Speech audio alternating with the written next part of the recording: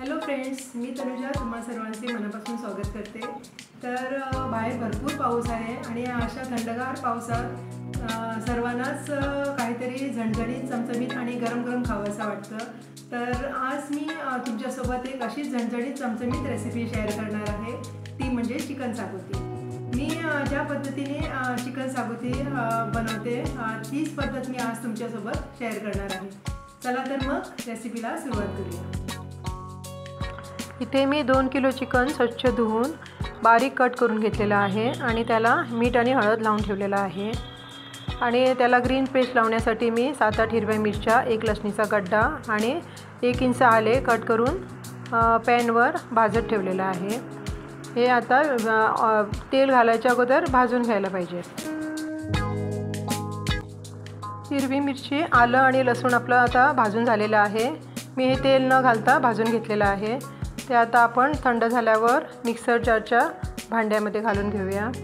आणि यात आता मी एक मूठभर कोथिंबीर घातलेली आहे। आता याची ग्रीन पेस्ट बनवून घेऊया। इथे आता आलं, लसूण, हिरवी मिरची आणि कोथिंबीरची पेस्ट या चिकनमध्ये काढून घेऊया। आणि त्यातच आता इथे मी एक लिंबाचा रस काढून घेतलेला आहे। हा लिंबाचा रस आता या फोडीना आणि हे हिरवी मिरचीचं पेस्ट आणि सगळं व्यवस्थितपणे लावून घेऊया। आणि हे आता अर्धा तास मॅरिनेट करून ठेवायला पाहिजे आपल्याला, म्हणजे चिकनला टेस्ट फार छान येते। इथे मी 2 कांदे उभे पातळ कट करून घेतलेले आहेत आणि 1 नारळ किसून घेतलेला आहे। आणि आता कांदा भाजण्यासाठी मी कढई ठेवलेली आहे। तर तेल तापल्यावर आपण त्यात कांदा घालून घेऊया। आणि हा कांदा आता तेलात व्यवस्थितपणे भाजून घ्यायला पाहिजे। जरा लालसर व्हायला पाहिजे कांदा, असा व्यवस्थितपणे आपण आता कांदा इथे भाजून घेऊया।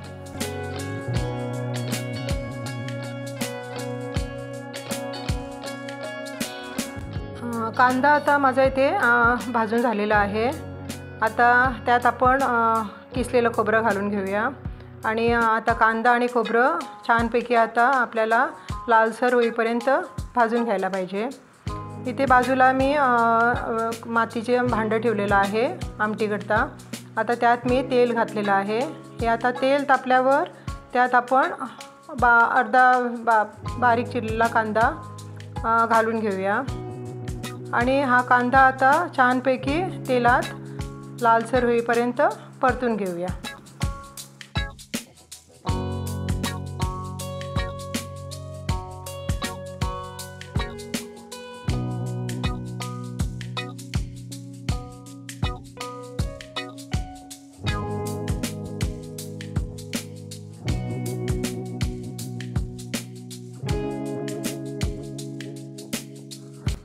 इथे कांदा आणि खोबरं आपलं थोडं भाजून झालेलं आहे। आता त्यातच मी 2 चमचे सुकी कोथिंबीर घालते। आणि आता हे 1-2 ते 3 मिनटं जरा व्यवस्थितपणे कांदा, खोबरं आणि सुकी कोथिंबीर वगैरे भाजून घेऊया। इथे आता बाजूला मी फोडणीसाठी कांदा ठेवलेला होता। तो कांदा आता छानपैकी भाजून झालेला आहे। आता त्यातच आपण टोमॅटो बारीक चिरलेला घालून घेऊया। आता कांदा आणि टोमॅटो मऊ होईस्तोपर्यंत आपण छानपैकी फोडणीत परतून घेऊया।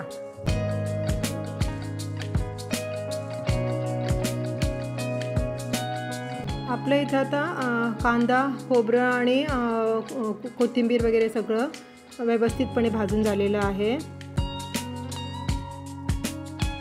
आता आपण फोडणीला घातलेला कांदा, टोमॅटो छानपैकी आता तेलात परतून झालेला आहे। त्यात आता मी अर्धा चमचा हळद, 1-2 चमचे लाल तिखट आणि 2 चमचे गरम मसाला, चिकन गरम मसाला घातलेला आहे। आणि हे आता व्यवस्थितपणे फोडणीमध्ये आता परतून घ्यायला पाहिजे। आता इथे तुम्ही खडा मसाला वापरू शकता। सगळे खडे मसाले काढून घेऊन रोस्ट करून त्याची पावडर करून इथे तुम्ही घालू शकता। इथे मी रेडीमेडच मसाला वापरलेला आहे। आता हे सगळं आपण व्यवस्थित तेलामध्ये परतून घेऊया। याला आता चांगलं तेल सुटायला पाहिजे मसाल्याला।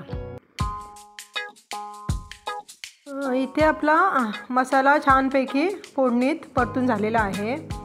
आता आपण जे अर्धा तास मॅरिनेट करून ठेवलेलं चिकन होतं ते आता ह्यात घालून घेऊया आणि हे चिकन आता व्यवस्थितपणे ढवळून घेऊया, कारण याला सगळ्याला आता छानपैकी मसाला लागला पाहिजे।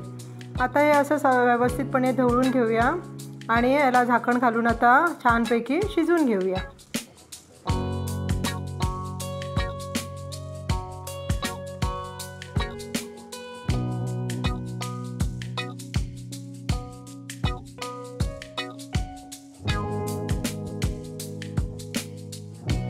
इथे आपलं चिकन आता होत आलेलं आहे।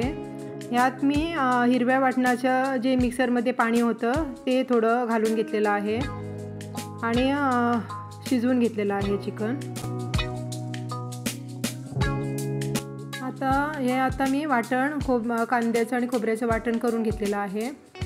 आता चिकन आपलं बऱ्यापैकी शिजलेलं आहे। यात आता आपण जे वाटण करून ठेवलेलं होतं ते ॲड करूया आणि व्यवस्थितपणे आता सगळं ढवळून घेऊया।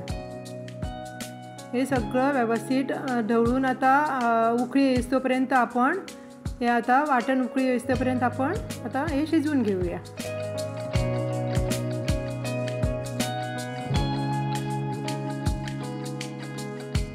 आता छानपैकी चिकनला उकळी आलेली आहे। आता वाटण पण व्यवस्थित शिजलेलं आहे। यात आपण कट केलेली कोथिंबीर घालून घेऊया आणि आता फक्त एक 2 ते 3 मिनटं असंच जरा चिकन उकळून घेऊया व्यवस्थितपणे। इथे आता कोथिंबीर घातल्यावर छानपैकी एक 2 ते 3 मिनटं आम्ही चिकन उकळून घेतलेलं आहे आणि आता आपलं रेडी आहे झणझणीत चमचमीत चिकन सागोती। खायला या। आज मी जी चिकन सागोती बनवली ती घरात सर्वांना फारच आवडली आणि तुम्ही ही रेसिपी ट्राय करून बघा। अशा थंडगार पावसात गरम गरम आणि झणझणीत अशी चिकन सागोती करून बघा आणि खाण्याचा आस्वाद घ्या। तर आजची रेसिपी तुम्हाला कशी वाटली हे कमेंट करून नक्कीच कळवा आणि लाईक शेअर सबस्क्राईब करायला विसरू नका। चला तर मग भेटूया पुढच्या व्हिडिओमध्ये। तोपर्यंत मस्त खा, स्वस्थ राहा। धन्यवाद।